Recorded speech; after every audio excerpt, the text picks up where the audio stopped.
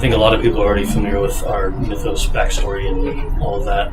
Definitely wanted to improve upon what we felt we were honing in on there. Torchlight started because when we started Runic Games, we wanted to make the kind of games that we love to make and that we know how to make. We've got a great team that's been around for a long time. We've worked together for a long time. We've got veterans from Diablo, Diablo 2, Mythos, Fate. Action RPGs are pretty much what we do, and we love making.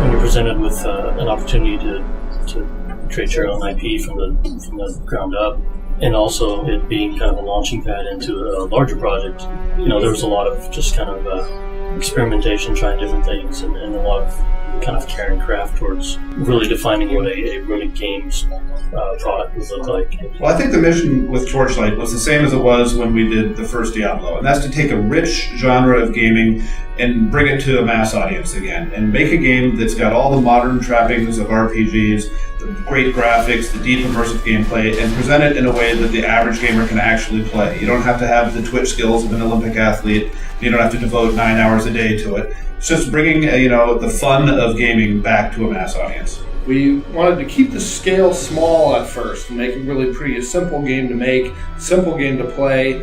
And while that was our strategy and what happened, we've really taken that simple basis and really built on it into what we think is a really fun, fully featured game at this point.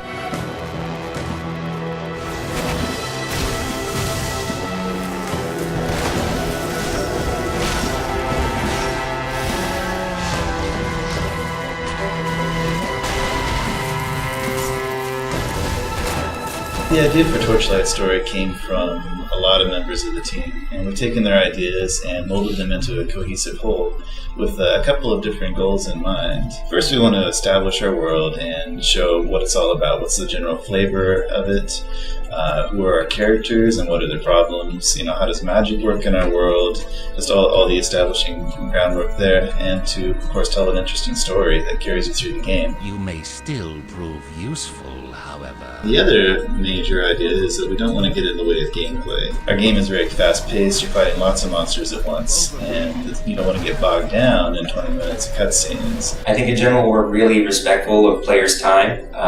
If you want to get in and play for 20 minutes, we want you to be able to do that. Say where you're at.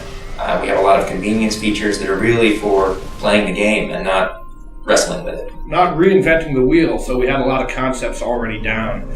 We don't have to figure out what's fun combat-wise. I think we know that at this point. I wanted to make our main quest line flow in such a way that you didn't really even know that you're doing a quest. When you think of the traditional MMO quest, when you get something from the quest giver and he tells you to go kill 10 wolves, and you do it, and then you come back to him. We didn't do that sort of thing. You run into the quest giver in the dungeon as you go along. To be the way, at some point you have someone join you and go with you, which is always something I enjoy. And basically, we don't make the player do anything they don't want to do. Generally, you just get to keep diving down through the dungeon and kicking butt and having fun. It's got that action RPG feel that's so elusive and so hard to get, and it's just addictive. Once you start playing, you can't stop playing, and you look up and it's hours later and you think, I just want to go one more floor, I want to get one more boss, I want to get one more cool item. I think we've got a pretty deep loot game, and that we went all out as far as doing randomized levels are really, really pluses for the genre. I think also the fact that we include all of our modding tools means that this game will probably have a good amount of longevity. People will be able to rebalance and alter the game substantially. People should be excited about Torchlight because it's finally a return to the action RPG genre that they know and love. It's coming to them in a digital download format, $20 investment. You have it just like that. You've got all the development tools.